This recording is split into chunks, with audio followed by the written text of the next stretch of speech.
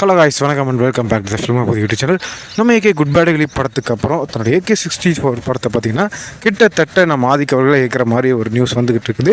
அதை Sun pictures produce பண்ணுறாங்க அப்படின்ற ஒரு நியூஸ் வந்துட்டு இருக்குது. அதே நேரத்தில் தன்னோட 65வது படத்தை பேன் இண்டியா லெவலில் ஹிட்டு கொடுத்த ஒரு டேரக்டர்கிட்ட கொடுக்கணும் அப்படின்னு சொல்லிட்டு நம்ம ஏகே ஒரு தேடல் இருந்தார். அதே போல் ஒரு பேன் இண்டியன் லெவல் ஹிட்டு கொடுத்த நம்ம தமிழன் அட்லி அவர்கள்கிட்ட நம்ம ஏகே தன்னோட 65வது படத்தை சான்ஸ் கொடுத்துருக்காங்க. இப்போதைக்கு இந்த படத்தை பற்றின பேச்சுவார்த்தைகள் பார்த்தீங்கன்னா நம்ம சுரேஷ் சந்திரா அவர்கள்ட்ட பார்த்தீங்கன்னா ரொம்ப டீப்பாக போய்கிட்டு இருக்குது.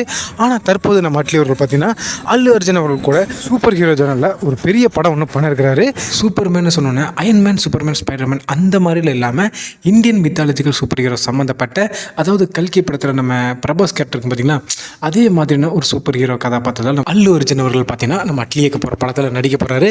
இந்த படத்தோட பட்ஜெட் கிட்டத்தட்ட 800 கோடி ரூபா வரைக்கும் செலவு பண்ண போகிறாங்களா. VFXக்கு மட்டுமே 200 கோடி ரூபாய்க்கு மேலே செலவு பண்ணுறாங்கன்னா இது எந்த அளவுக்கு பெரிய படமாக இருக்கும் அப்படின்னு நீங்கள் நினச்சி பாருங்க. இன்னொரு ஒரு பெரிய சர்ப்ரைஸ் பார்த்தீங்கன்னா நம்ம ஏகேவை இந்த படத்தில் கிளைமேக்ஸில் ஒரு கேமியோ ரோல் ஒன்று பண்ண வைக்கலாம் அப்படின்ற மாதிரி ஒரு தாட்டில் நம்ம அட்லி அவர்கள் இருந்துட்டுருக்காராம். இதுக்கான பேச்சுவார்த்தைகளும் பார்த்தீங்கன்னா இப்போ போயிட்டு இருக்குது. அப்படி என்னடா கேமியோ ரோலாக இருக்கும் அப்படின்னு நான் விசாரிக்கும் போது தான் தெரிஞ்சது. இன்னொரு சூப்பர் ஹீரோ கேரக்டரில் நம்ம ஏகேவை தெரிக்கிற மாதிரியான ஒரு ஆக்ஷன் சீக்வன்ஸில் நம்ம அட்லி அவர்கள் காட்ட போகிறாராம். அதே நேரத்தில் நம்ம ஏகேவோட இந்த சூப்பர் ஹீரோ கேரக்டர் மக்கள் மத்தியில் பெருசாக பேசப்பட்டுச்சு அப்படின்னா இது தனியாக ஒரு ஸ்டாண்டர்ட் ஃபில்மாக வர்றது கூட நிறைய வாய்ப்பு இருக்குது. இப்போதைக்கு இந்த 2 மேட்டருக்காக தான் அட்லி அவர்களோட டீம் எல்லாம் பார்த்தீங்கன்னா நம்ம சுரேஷ் சந்திரா அவர்கிட்ட ஒரு சின்ன மீட்டிங் ஒன்று போயிட்டு இருக்குது. ரொம்பவே டீப்பாக போயிட்டுது.